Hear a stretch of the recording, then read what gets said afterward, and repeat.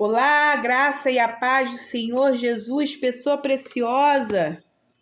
Estou deixando essa mensagem gravada aí para o dia de quinta-feira, do dia 18 de julho do ano de 2024.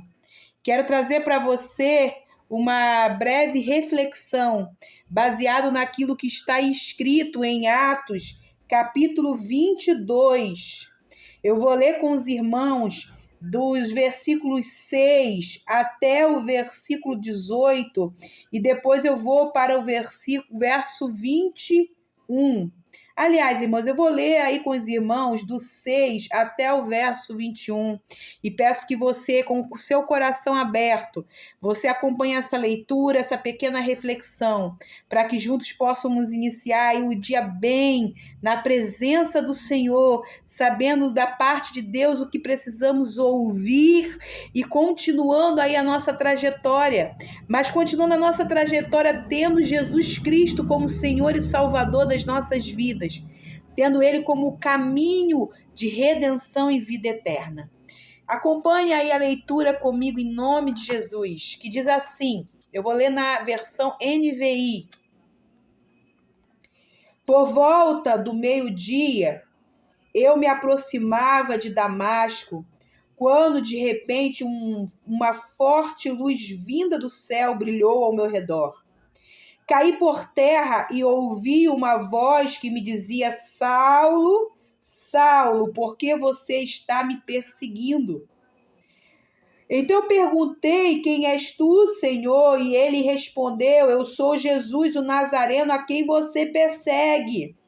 Os que me acompanhavam viram a luz, mas não entenderam a voz daquele que falava comigo. Assim perguntei: que devo fazer, Senhor? Disse o Senhor: levante-se, entre em Damasco, onde lhe será dito o que você deve fazer. Os que estavam comigo me levaram pela mão até Damasco, porque o resplendor da luz me deixara cego.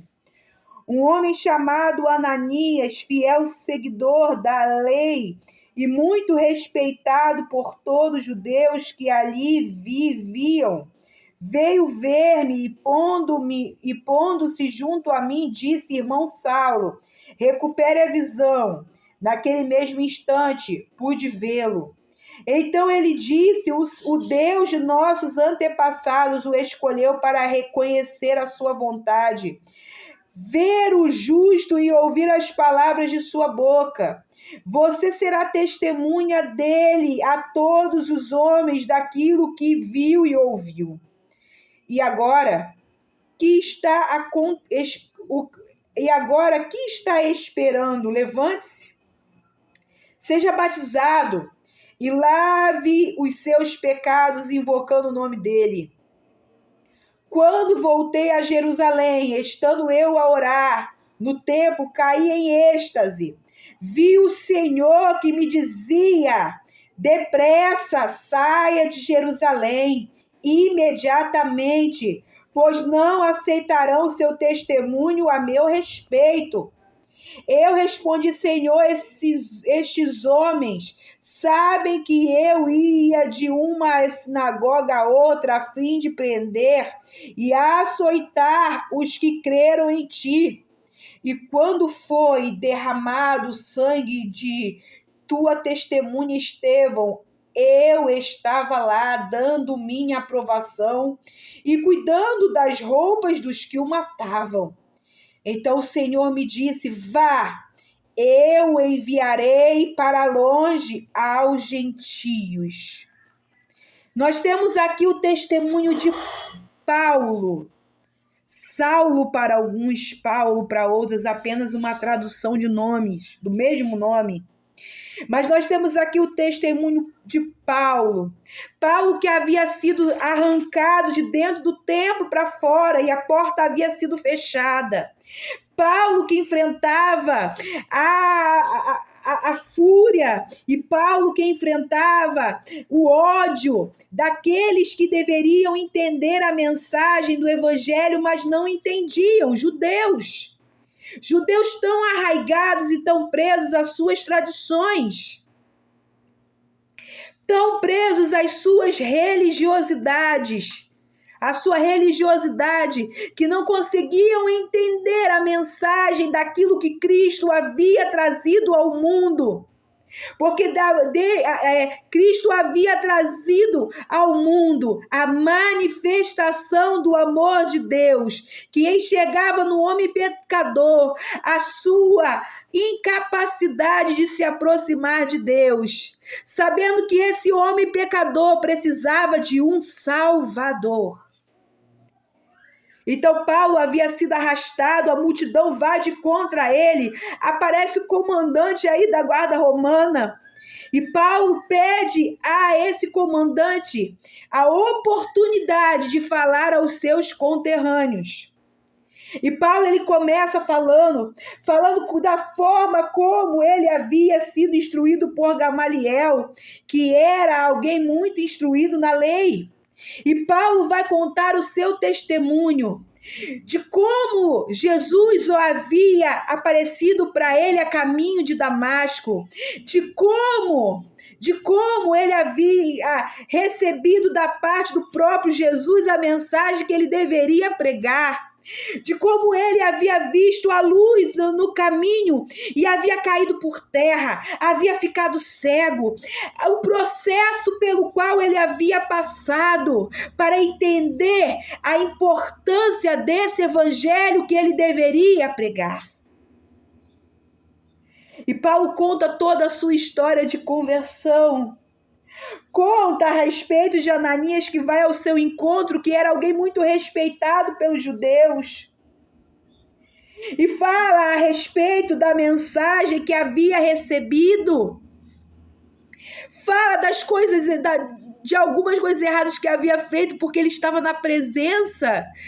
Ele estava presente quando Estevão havia sido morto por causa desse mesmo evangelho, mas Paulo havia encontrado Jesus no caminho e Jesus havia dado a ele uma nova perspectiva e uma nova ordem, que está registrado no versículo 21, que fala: então o Senhor me disse, vá, eu enviarei para longe aos gentios. Gentios daquele período eram considerados não judeus. Nós, para os judeus, seríamos considerados naquele período como gentios. Mas Deus havia chamado Paulo a pregar essa mensagem.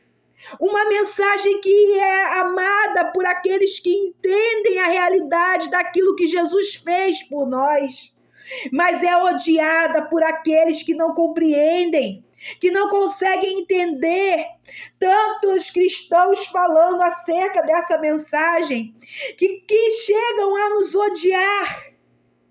Mas Paulo havia entendido o tamanho da mensagem, a importância da mensagem, e que não havia com o que se envergonhar, não havia o que temer, porque maior era aquele que havia o chamado para pregoar a tal mensagem do que a opinião da multidão.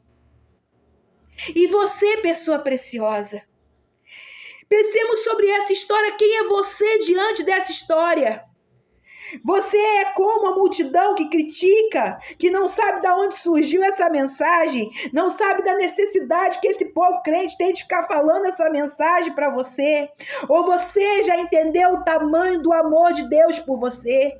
Você às vezes você deseja se sentir amado, você deseja sentir que alguém te ama, que alguém se importa com você. E há uma carta de amor maior escrita por Deus para a humanidade. E essa carta foi escrita com o sangue de Jesus na cruz do Calvário, para que o homem possa entender o tamanho do amor de Deus. E ele possa, através de Jesus Cristo, através do único caminho de salvação, se achegar a Deus e obter a vida eterna, obter perdão para os seus pecados. Esta é a mensagem. Mas diante da mensagem, há aqueles que vão entender e dar a sua vida por essa mensagem e apregoar essa mensagem, e que o Senhor nos ajude a chegar a isso. mas vão ter aqueles que serão apenas críticos da mensagem.